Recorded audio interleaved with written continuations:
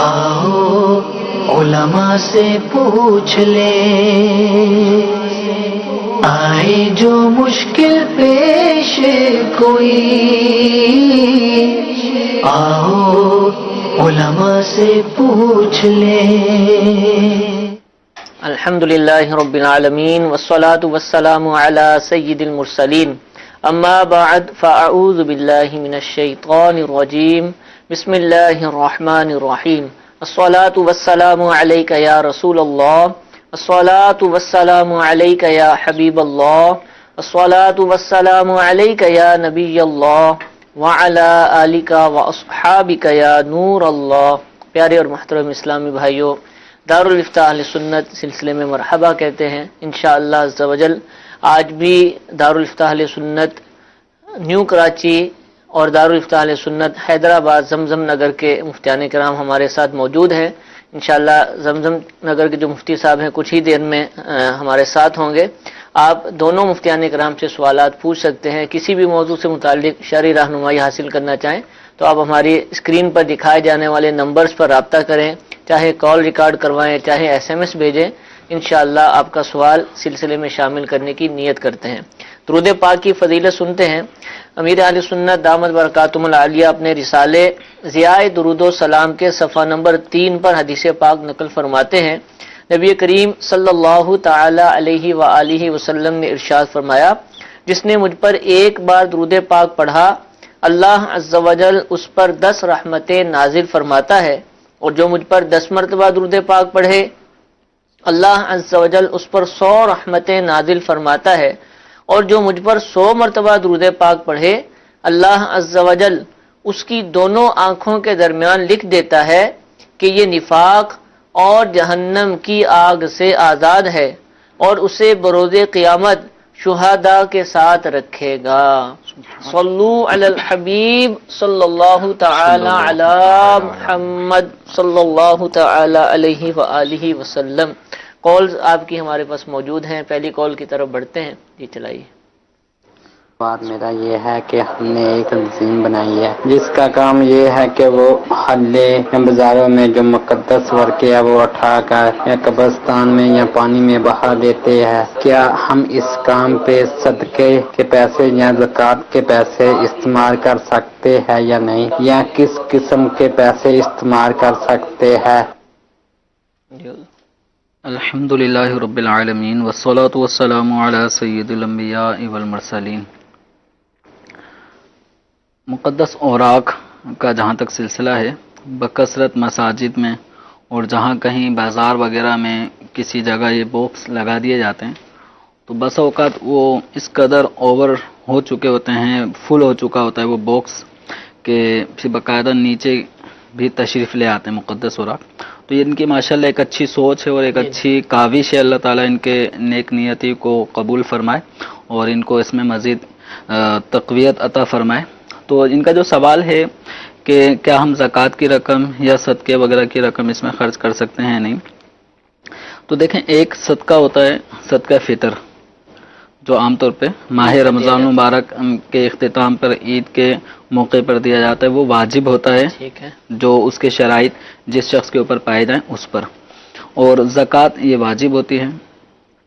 تو صدقات واجبہ یعنی صدقہ فطر، یا کسی نے منت مانی تھی اس کے اعتبار سے کوئی صدقہ ادا کرنا چاہ رہا ہے، وہ منت کی ادائیگی تو وہ واجب ہوتا ہے، اسی طرح زکوٰۃ کی ادائیگی یہ واجب ہوتی ہے۔ تو ان کی ادائیگی کے لیے فقیر شرعی کو مالک بنانا یہ ضروری ہوتا ہے۔ تو اگر کسی نے یوں زکوٰۃ کی رقم یا صدقہ فطر وغیرہ جمع کر لیا تو وہ ڈائریکٹلی اس مقدس اوراق کے جو کام پروسیس ہیں اس کے اندر خرچ ڈائریکٹلی نہیں کر سکتا۔ ٹھیک ہے، اس کا طریقہ کار یہ ہوگا کہ وہ کسی شریف فقیر کو وہ زکوٰۃ کی رقم، صدقہ فطر وغیرہ کی رقم جو صدقات واجبہ ہیں وہ پہلے کسی شریف فقیر کو دے دیا جائے، اس کو مالک بنا دیا جائے، پھر وہ اس نیک کام میں خرچ کرنے کے لیے اس تنظیم کو دے دے۔ تو پھر اس رقم کو جو بھی آپ کی لوڈنگ ان لوڈنگ وغیرہ جو بھی گاڑی کے اندر آپ کو اس میں मुकद्दस उराक ले जाने पड़ते हैं या जो भी कब्रिस्तान में तदफीन में जो अखराजात आते हैं तो उसमें फिर खर्चे की इजाज़त मिल जाएगी।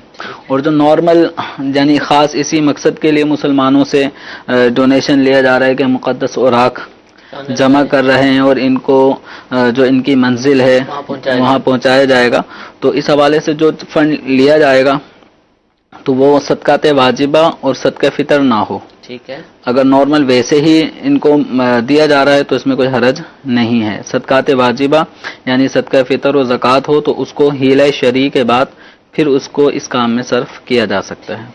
अच्छा हुजूर, अब इस काम की मुख्तलिफ स्टेप्स होते हैं ना, यानी हालतें, बाज़ तो बहुत छोटी सतह पर करते हैं, एक दो मसाजिद के जमा किए वो ठंडे कर दिए जो भी उसको करना है। कुछ का थोड़ा सा ज़्यादा होता है तो उसमें सिर्फ लोडिंग अनलोडिंग या इसको ठंडा करने के जो अखराजात हैं, किसी जगह पहुंचाना है, किराया वगैरह, तो वो है। बाज़ बहुत बड़े पैमाने पर काम बढ़ता जाता है तो अब उसमें फिर वक्त बहुत ज़्यादा देना पड़ता है। यूँ समझ लीजिए कि इसको बाकायदा एक काम के तौर पर वो करना शुरू कर देते हैं।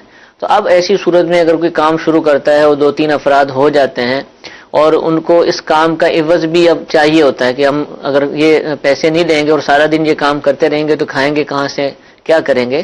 तो अब ये जो चंदा लिया जा रहा है या इनके पास जो रकम मौजूद है, इसमें से जो अपनी वो उजरत मुकर्रर करेंगे, तो पहले तो ये बताइए कि वो खुद ही फैसला कर सकते हैं कि भाई हमारी इतनी इतनी तनख्वाह होगी, इतने पैसे आएंगे, उसमें इतनी तनख्वाह, बाकी हम इस काम पे लगाएंगे। और दूसरा, वो उजरत होगी तो कितनी होगी, उसका कोई हिसाब किताब होगा, कहाँ से कंपेयर करेंगे वो?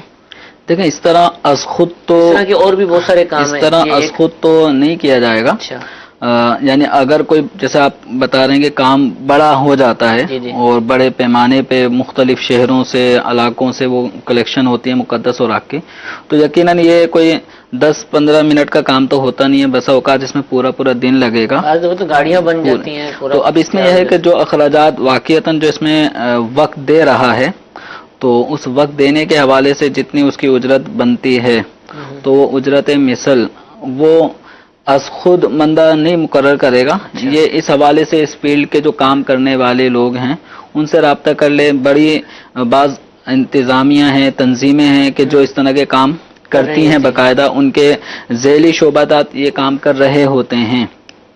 तो उन शोबाजात से रब्ता कर लिया जाए कि आपका जो शोबा है इसमें काम करने वालों को कितना लिया दिया जाता है, तो यूँ मालूमात ले लें। मज़ीद अगर ये चाहें तो दारुल इफ्ता अहले सुन्नत से रुजू करें और मुकम्मल जो तरीक़ाकार है वो डिटेल बताएं और उसके बारे में शरई रहनुमाई दारुल इफ्ता अहले सुन्नत से हासिल कर लें। ठीक है, जज़ाकल्लाह। मैसेजेस भी कुछ हमारे पास हैं। पहला मैसेज सिलसिले का हिस्सा बनाते हैं। ज़िया कोट से एक इस्लामी बहन ने सवाल किया है कि क्या शादी से एक दिन पहले वलीमा हो सकता है? अभी शादी हुई नहीं है, वलीमा पहले करना है। देखें, वलीमा जो है वो रुखसती के बाद, अच्छा, ठीक है, अगले दिन या उससे अगले दिन होता है। तो रुखसती से पहले वलीमा अगर किया जाएगा तो वो वलीमे की सुन्नत अदा नहीं होगी। एक आम दावत होगी, वो दावत लोग खा के पी कर दुआएं देते हुए चले जाएंगे, लेकिन सुन्नत वलीमा की अदायगी नहीं होगी। ठीक है। बाज़ खानदानों में ऐसा होता है अच्छा, कि लड़की वाले और लड़के वाले दोनों जो बारात का अरेंज होता है, बारात का खाना जिसको हम कहते हैं, तो वो दोनों मिलके ही कर रहे होते हैं। और लड़के वाले नियत कर लेते हैं कि हमारी तरफ से ये वलीमा वो अपने मेहमानों को बुला लेते हैं, वो दोनों तरफ के मेहमान आते हैं, तो यूं फिर बड़े पैमाने पे एहतिमाम होता है। तो वो सुन्नत वलीमा की ऐसा भी होता होगा कि बहन भाई की शादी है, भाई की अगले दिन है और बहन की पहले दिन रुखसती है, और उसके लिए जब बारात आएगी तो उसी को इसका वलीमा तस्वुर कर लिया। हाँ, तो मेहमान तो कल भी वही आने हैं, तो आज आ रहे हैं, तो हम इनको कहेंगे वलीमा भी हो गया है और बेटी की रुखसती की दावत भी हो गई है। तो इसमें वलीमे की अदायगी इस अंदाज में नहीं होगी, ठीक है, कि जिसमें पहले दिन बहन की बारात आनी हो और अगले दिन लड़के की बारात जानी हो। उमूमी तौर पे हमारे यहाँ जो समझदार तबका है वो ये करता है कि पहले लड़के की बारात चले गई, अब उस अगले दिन उसका वलीमा, और उसी वलीमे भी फिर लड़की की बारात आ रही होती है। तो वो उसमें 2 in 1 वाला मामला हो जाता है कि वलीमे की अदायगी भी हो गई और साथ ही साथ बारात का खाना भी हो गया। ये सही है, इसमें कोई हरज नहीं। नियत करनी होगी, सुन्नत वलीमा की नियत करेंगे तो सुन्नत अदा होगी, वरना अगर वैसे खिलाने की नियत है तो सुन्नत वलीमा में सुन्नत की नियत करें तो फिर इंशाअल्लाह सुन्नत वलीमा का सवाब भी मिलेगा। ठीक है, ठीक है, जज़ाकल्लाह। हैदराबाद से मुफ्ती साहब हमारे साथ मौजूद हैं, पहली कॉल उनके लिए लेते हैं। जी चलाइए। صغیر محمد صغیر یا احمد صغیر یا صغیر احمد نام رکھنا کیسا؟ جی حضور. الحمد لله رب العالمين والصلاة والسلام على سيد المرسلين. أما بعد فأعوذ بالله من الشيطان الرجيم بسم الله الرحمن الرحيم. بسم الله الرحمن الرحيم. محمد صغیر یا صغیر احمد نام رکھنا جائز ہے، لیکن بہتر یہ ہے کہ محمد یا احمد کو صغیر کے ساتھ نہ ملایا جائے، اور یہ ادب کے زیادہ موافق ہے. ٹھیک ہے، جزاک اللہ. جی ایک اور کال چلائیے. سوال یہ تھا کہ اگر آدمی نماز قضا کر کے پڑھتا ہے کہ جان بوجھ کر قضا پڑھتا ہے تو اس کا کیا آیا؟ جی حضور، جان بوجھ کر قضا کرنے والے کا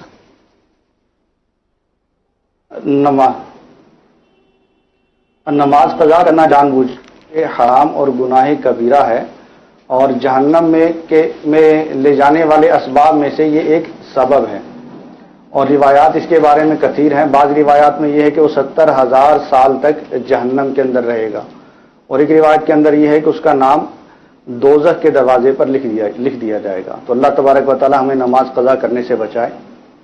لیکن اب اس کا مطلب یہ نہیں ہے کہ نماز قضا کرنا گناہ ہے اور نماز کو سرے سے نہ پڑھنا، بالکل ہی چھوڑ دینا، یہ گناہ نہیں ہے، بلکہ نماز قضا کرنا بھی گناہ ہے، اس کو ادا نہ کرنا یہ بھی گناہ ہے. اگر کسی کی فرض نماز قضا ہو گئی ہے تو اس پر فرض ہے کہ فوراً جلد از جلد جتنی جلدی ممکن ہو سکے اس کی قضا کو ادا کرے، اور قضا کرنے کے گناہ سے اللہ تبارک و تعالیٰ کی بارگاہ میں توبہ بھی کرے.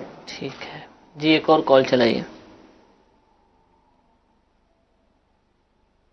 میں ہند کے شہر ناسک سے عبد القادر اسکر ہوں. مفتی صاحب سے میرا یہ سوال ہے کہ زیادہ سے زیادہ داڑھی کتنی بڑی رکھنی چاہیے اور کم سے کم کتنی ہونی چاہیے، اور کم سے کم مونچھیں کتنی رکھنی چاہیے اور زیادہ سے زیادہ کتنی بڑی مونچھیں ہونا چاہیے؟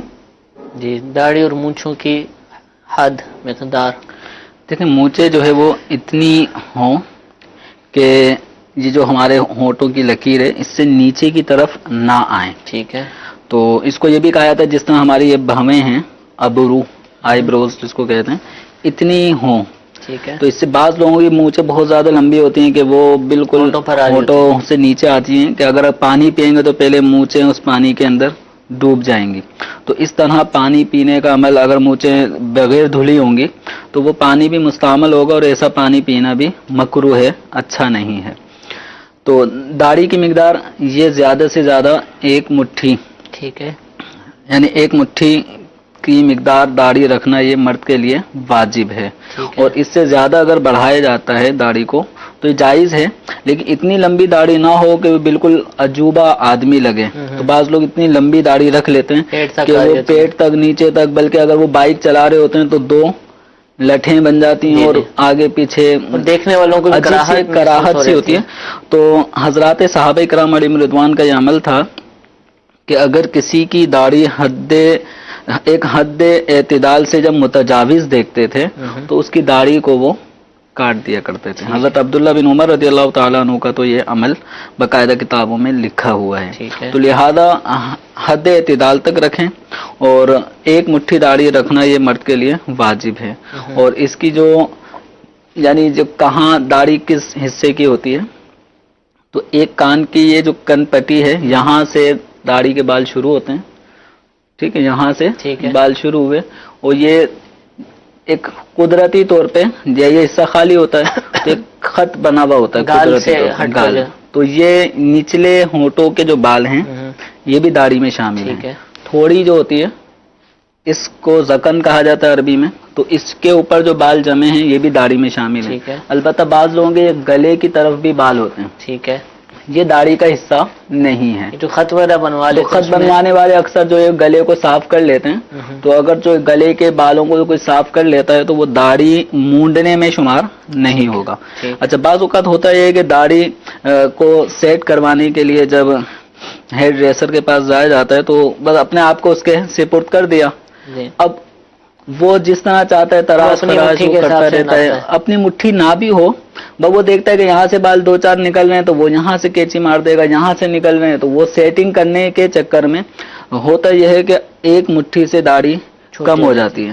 کہ اگر داڑھی کو پکڑیں تو مٹھی اس کے اندر ہی بال چلے جاتے ہیں. ٹھیک ہے. تو کبھی بھی اس طرح اگر دوسرے سے بال کٹوانے ہوں داڑھی کے تو اس میں اپنی مٹھی میں داڑھی کو اچھی طرح لے لیں، یعنی گویا کہ ہم داڑھی کو جس طرف سے بھی پکڑیں گے تو اس کے باہر جو بال نکل رہے ہیں ان کو ہم کاٹ سکتے ہیں. کاٹ سکتے ہیں. اگر کوئی بہت زیادہ، بعض لوگ یہ کرتے ہیں کہ یوں پکڑ لیتے ہیں، ٹھیک ہے، اوپر سے. تو اب یہ تھوڑی کا 1-1.5 انچ جتنا بھی جس کا حصہ ہے یہ تو ویسی مٹھی کے اندر آ گیا. صحیح. اب جو بال ہوں گے وہ مٹھی سے یقیناً کم ہی رہ جائیں گے جن کو مطلب کاٹ دیا جائے گا. ٹھیک. تو اس حوالے سے احتیاط کرنی چاہیے. ٹھیک ہے، جزاک اللہ. اچھا، سوال یہ پوچھا جا رہا ہے میسج میں کہ اگر کوئی نماز پڑھ رہا ہے اور سجدہ صاحب اس پر لازم ہو گیا، کوئی ایسا عمل کیا کہ سجدہ صاحب کرنا ہے لیکن وہ بھول گیا اور سلام پھیر دیا، بعد میں یاد آیا کہ سجدہ صاحب کرنا تھا، تو اب کیا کیا جائے گا؟ جب سجدہ سہو کرنا واجب ہو تو اب نماز کی ادائیگی میں یہ واجبات میں شامل ہو جاتا ہے کہ اب نماز میں سجدہ سہو بھی کیا جائے. اور اگر کوئی بھولے سے سجدہ سہو نہیں کرتا تو اس نماز کو دوبارہ سے پڑھا جائے گا.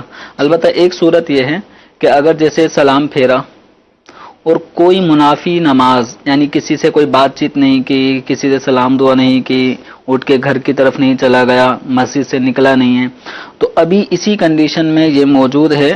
اگر یہ 2 سجدے کر لیتا ہے، جو سجدہ سہو تھا وہ 2 سجدے کر لیتا ہے، پھر اتحیات پڑھے، درود شریف پڑھے، دعا پڑھے، سلام پھیر لے، تو یہ سجدہ سہو کی ادائیگی ہو جائے گی. ٹھیک ہے. لیکن اگر کسی نے سجدہ سہو واجب تھا اور ادائیگی نہیں کی اور بات چیت میں لگ گیا، پھر یاد آیا کہ مجھ پہ تو سجدہ سہو لازم تھا اور میں نے نہیں کیا، تو اب وہ اب ادا نہیں کر سکتا. صحیح. اب اس نماز کو دوبارہ سے اس کا اعادہ کرنا واجب ہوگا. ٹھیک ہے، جزاک اللہ. جی ایک اور کال چلائیے. میرا سوال ہے کہ ایک امام صاحب مسجد کے اندر جماعت کی نیت کرتے ہیں لیکن مقتدی کوئی نہیں ہے، وہ آنے والے مقتدیوں کی نیت کرتے ہیں. جماعت جب شروع ہوئی تو کوئی مقتدی نہیں تھا، اس کے بعد کوئی تیسری رکعت میں آیا، کوئی چوتھی میں، یا کبھی کوئی آتا ہے یا کوئی نہیں آتا، تو کیا آنے والے اسلام بھائیوں کی نماز جماعت کے ساتھ ہو جائے گی؟ جی حضور.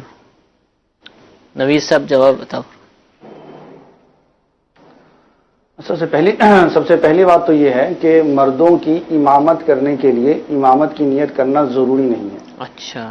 یعنی امام جو ہے وہ مردوں کی امامت کرنا چاہتا ہے تو اس کے لیے امامت کی نیت کرنا ضروری نہیں ہے. اگر کوئی اس کی آ کر اقتدا کرتا ہے تو ایسی صورت میں بھی اقتدا درست ہے، اور امامت کی نیت کر لینا یہ مستحب ہے. تو اب اگر اکیلا آدمی ہے یہ نیت کر کے یہ امامت کی نیت کر لیتا ہے کہ کوئی میری اقتدا میں آتا ہے تو میں اس کا بھی امام ہوں، تو یہ بہتر عمل ہے. اور کوئی اس کی ابتدا میں شامل ہوتا ہے تو ابتدا میں شامل ہونے والے کی بھی نماز ہو جائے گی. ٹھیک ہے. ٹھیک ہے جی. ایک اور کال چلائیے. محمد شفیع بات کر رہا ہوں پشین سے، بلوچستان سے. میں بیسیکلی میاں والی کا رہنے والا ہوں، ڈسٹرکٹ میاں والی پنجاب میں. میں یہاں ملازمت کرتا ہوں، ابھی فیملی بھی میری یہاں پر ہے. جہاں سے سفر کر کے جاتا ہوں میاں والی پنجاب میں، تو کافی سفر ہے. اگر وہاں نماز پڑھوں گا تو سفرانہ ہوگی یا یہی عام نماز پڑھنی پڑے گی؟ قصر نماز ہوگی یا عام نماز پڑھیں گے؟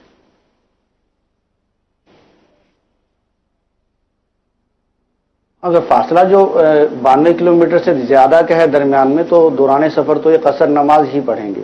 ٹھیک ہے. اب جہاں تک میاں والی کا تعلق ہے تو اگر انہوں نے میاں والی سے ترک وطن کر لیا ہے کہ وہاں سے انہوں نے ترک وطن کر کے جس جگہ پر یہ جاب کر رہے ہیں وہاں اس جگہ کو اپنا وطن بنا لیا ہے، تو ایسی صورت میں تو یہ میاں والی میں قصر نماز پڑھیں گے، پوری نہیں پڑھیں گے. لیکن اگر انہوں نے وہاں سے ترک وطن نہیں کیا، ارادہ یہ ہے کہ جہاں پر میں نوکری کر رہا ہوں تو جب تک میری نوکری ہے وہاں پر میں رہوں گا، اور اگر میری نوکری ختم ہو گئی تو میں واپسی میاں والی آ جاؤں گا، تو ایسی صورت میں میاں والی ہی ان کا وطن اصلی ہے، نوکری والی جگہ وطن اصلی نہیں ہے. تو جیسے ہی یہ میاں والی آئیں گے، چاہے یہ 1 دن کے لیے آئیں، کچھ دیر کے لیے آئیں، یہ پوری نماز پڑھیں گے. ترک وطن کی کیا صورت ہوگی، اس کی تھوڑی وضاحت فرما دے تاکہ وہ سمجھ پائیں کہ میرا ترک وطن ہوا یا نہیں.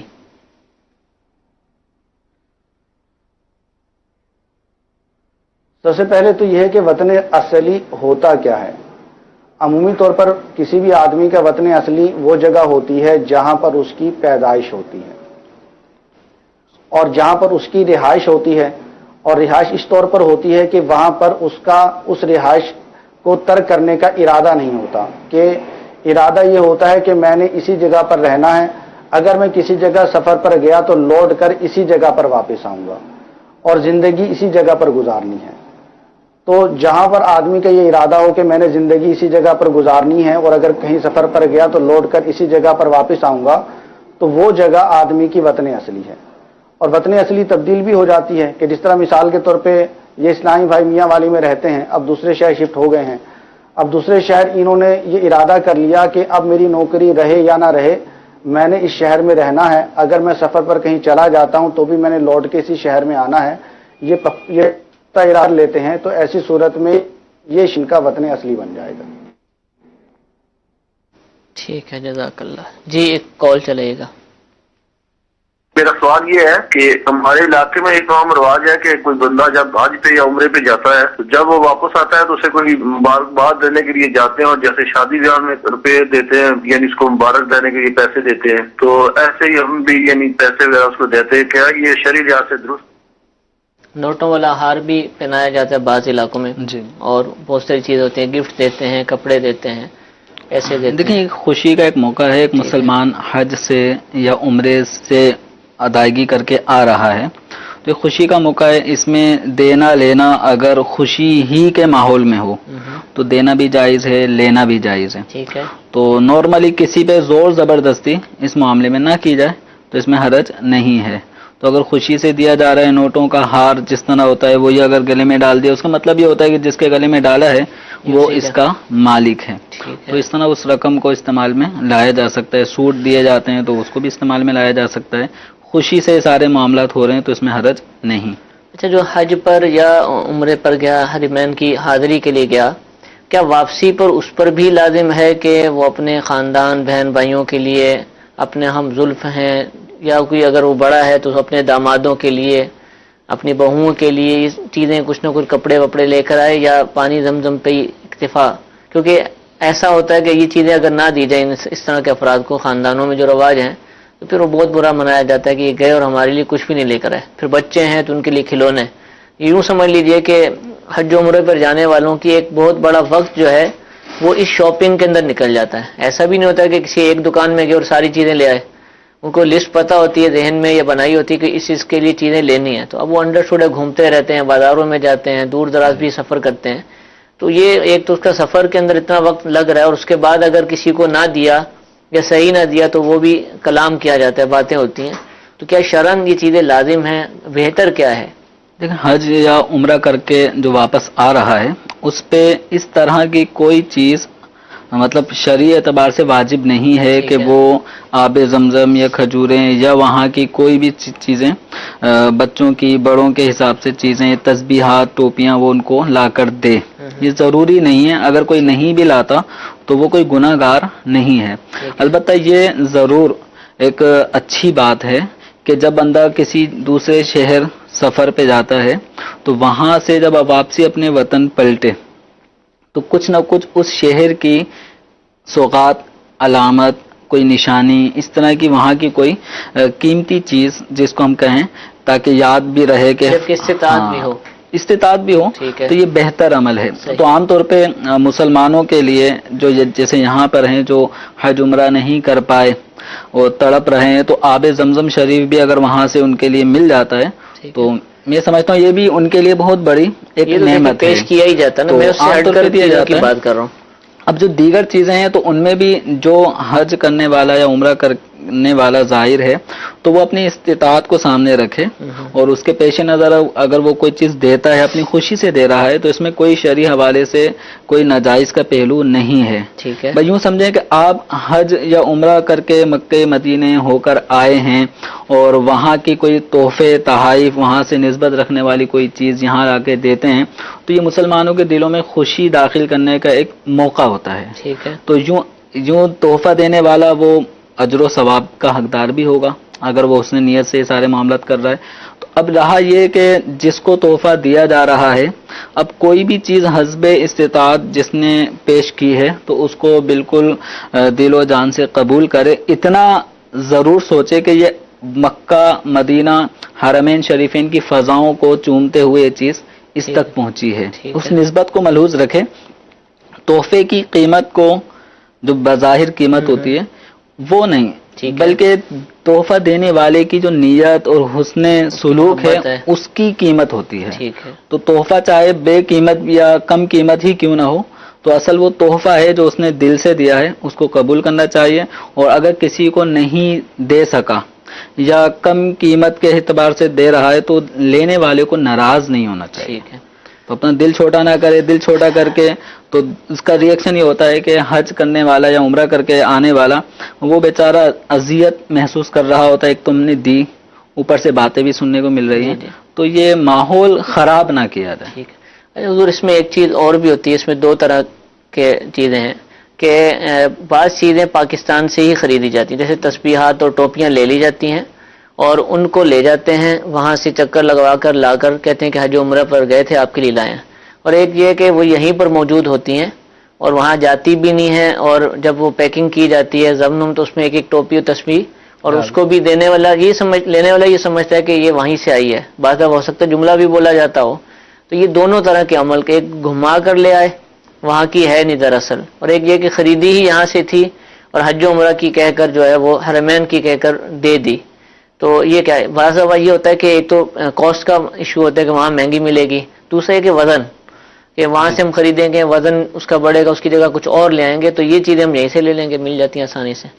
اب دیکھیں اس میں ایک جو صورت ہے کہ یہاں سے خریدی اور اس کو حرمین شریفین لے گئے تاکہ وہاں کی ہواؤں فضاؤں برکتیں اس کو بھی مل جائے. ایک نسبت ہو گئی کہ یہ مکہ مدینہ گھوم کر آئی ہوئی چیز ہے، کیونکہ وہاں ملنے والی ضروری نہیں کہ وہیں بنی ہو، وہ بھی کسی اور ملک سے دیکھیں گے تو اکثر یہ دیگر ممالک سے ہی پہنچی ہوئی ہوتی ہیں. جائے نمازیں وغیرہ یہ سب تقریباً اس طرح اسلامی ممالک سے پہنچتی ہیں، پھر وہاں سے ہمارے یہاں دوبارہ آ جاتی ہیں. تو اس میں تو کوئی حرج نہیں ہے کہ یہ بھی کافی ہے کہ وہاں سے ہم پھرا کر آ گئے. اور دوسرا یہ جو صورت کہ یہاں آ کر یہیں خرید لی اور یہاں خریدنے کے بعد اس کو آب زمزم اور کھجوروں کے ساتھ تسبیح وغیرہ کو ٹوپی کو جو یہاں خریدی گئی تھی یہ دیا جا رہا ہے، تو اب دینے والے نے اگر یہ کہا ہے کہ یہ مکے کی ہے، یہ مدینہ شریف سے خریدی ہے، تو یہ جھوٹ بول رہا ہے. صحیح. اور جھوٹ بولنا اس موقع پہ کوئی صورت بنتی ہی نہیں ہے. ٹھیک ہے. تو اب یہاں پہ جھوٹ بولنے کی اجازت نہیں ہوگی. تو جب بولے اس طرح کی چیزیں جو حرمین شریفین کی سفر میں ساتھ تھی ہی نہیں، تو ان کو مکہ یا مدینہ کی طرف نسبت کر کے دینا یہ درست نہیں ہوگا. ٹھیک ہے. اور خاموشی اگر رکھے، بلکہ دی نہیں نا، جب کوئی پوچھے گا دیکھیں اب اس میں ہوگا یہ کہ جس کو ہم نے ٹوپی دی ہے اب وہ پہن رہا ہے، وہ 10 آدمیوں کو بتا رہا ہے کہ یہ ٹوپی مجھے مکے شریف سے مدینہ شریف جہاں سے بھی اس کے ذہن میں آئے گا وہاں سے آئی ہے، جبکہ وہ غلط فہمی میں مبتلا ہے.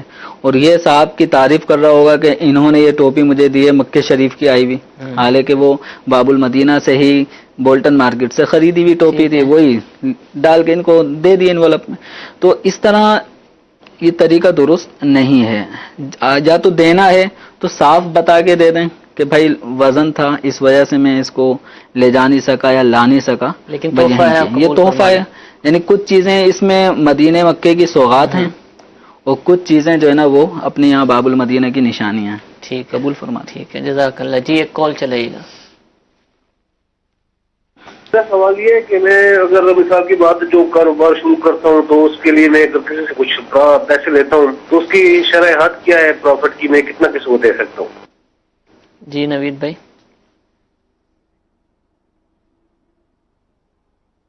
سوال اگر دوبارہ دہرا دیا جائے. سوال یہ ہے کہ یہ کاروبار کرنا چاہتے ہیں اور اس کے لیے کسی دوست سے رقم لیتے ہیں، شراکت کرنا چاہ رہے ہیں، تو اس کی شرح پروفٹ کیا ہوگی، اس کو کس حد تک پیسے دے سکتے ہیں؟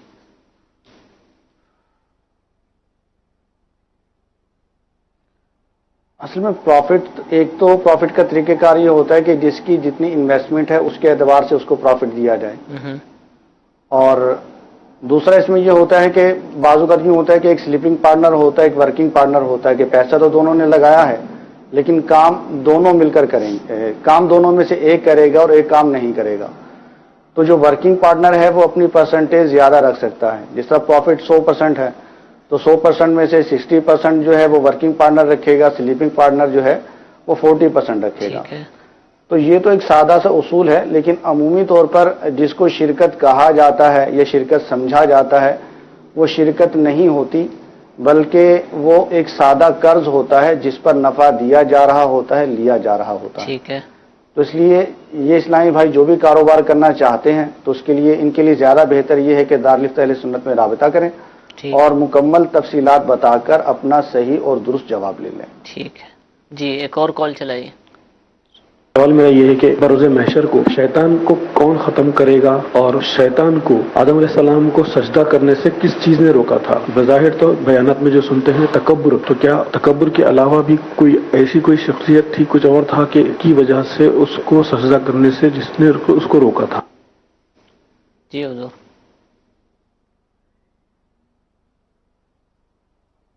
ہاں، یہ اکثر سوال عوام میں سے لوگ کرتے ہیں کہ انسانوں کو تو شیطان گمراہ کرتا ہے، تو شیطان کو کس نے گمراہ کیا؟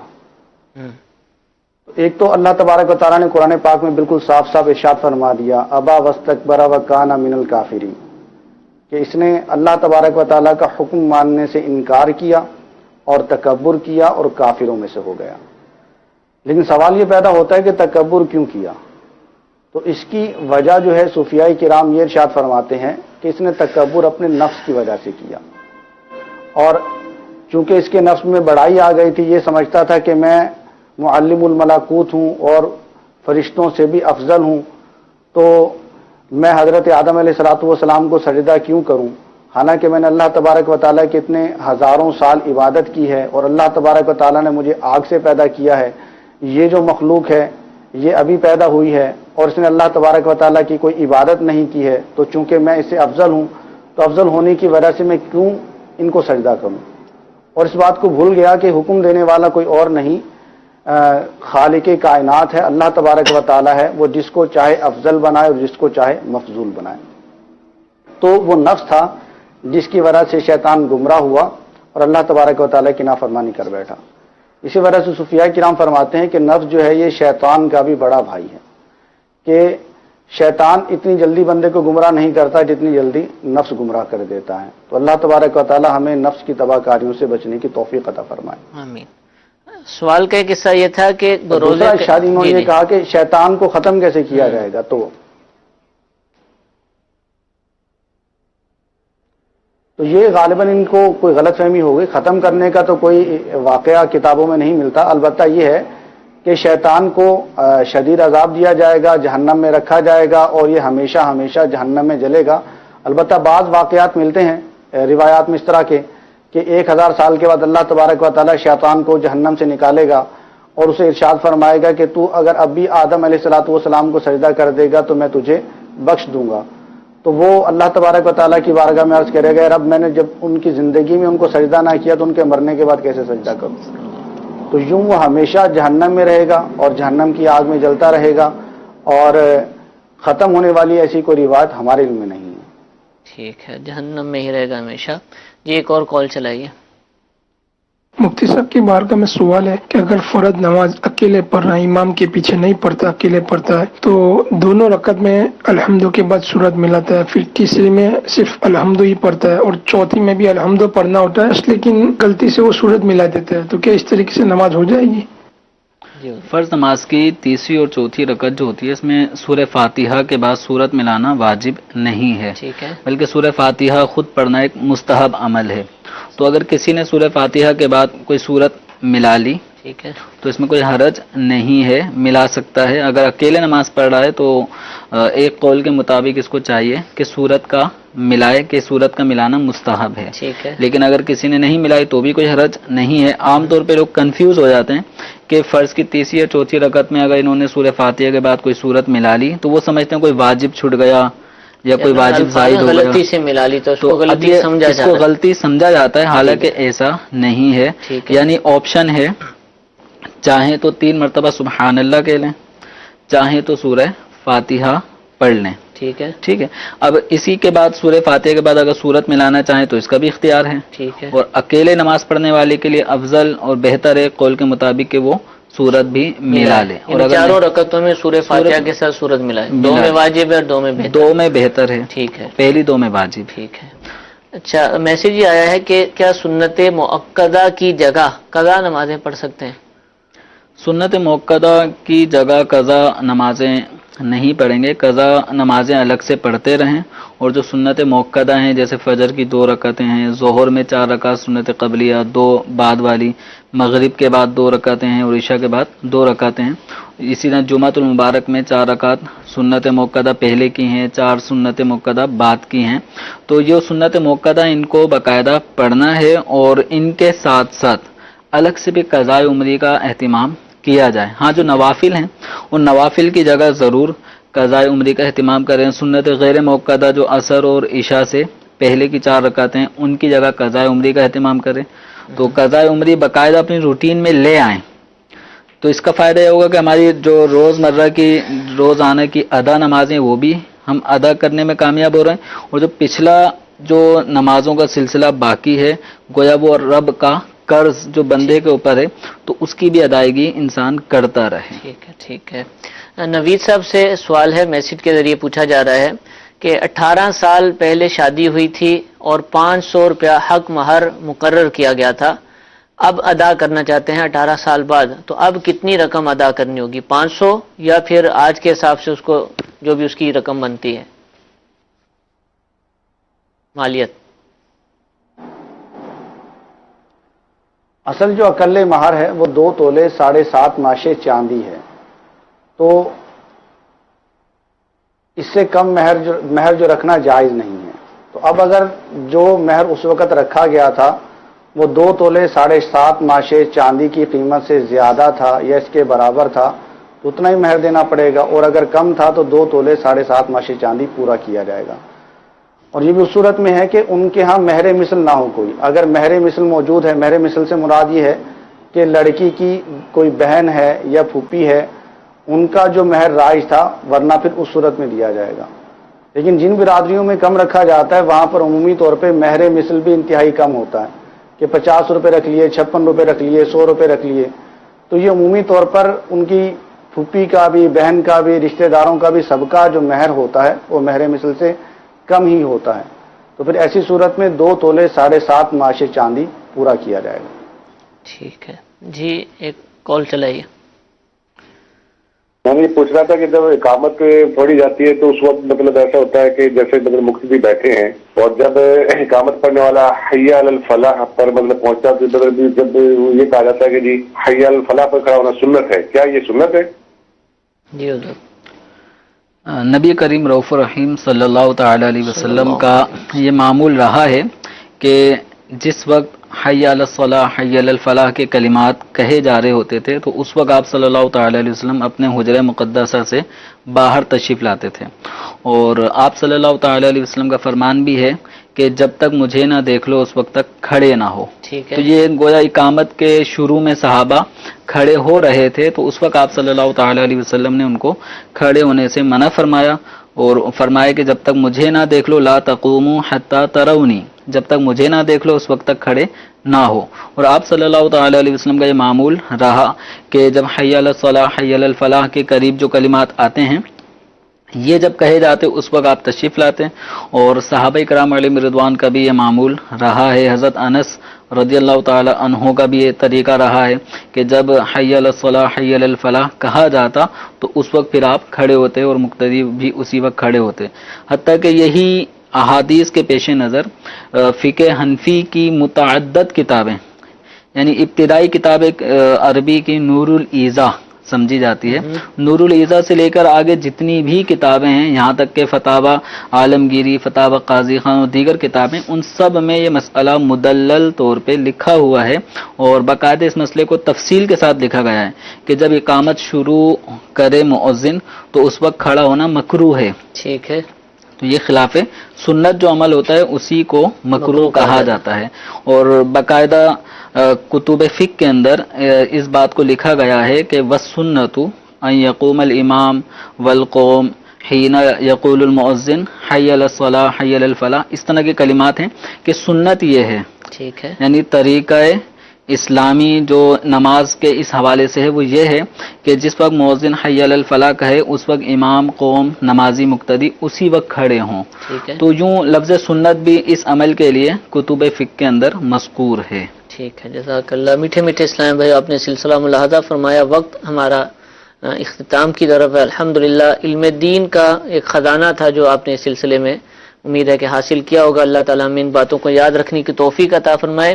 علم دین کی ترویج کے لیے، علم دین کو پھیلانے کے لیے، قرآن پاک کی تعلیمات کو عام کرنے کے لیے الحمدللہ دعوت اسلامی کے 100 سے زائد شعبہ جات الحمدللہ کام کر رہے ہیں.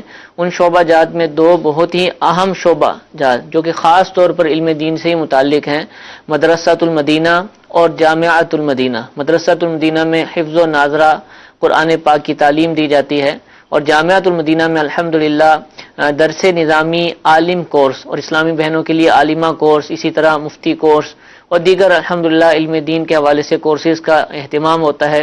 مدارس کی تعداد تو یوں سمجھ لیجیے کہ 2000 سے بھی زائد ہے، اور جامعۃ المدینہ بھی الحمدللہ 400-450 الحمدللہ موجود ہیں.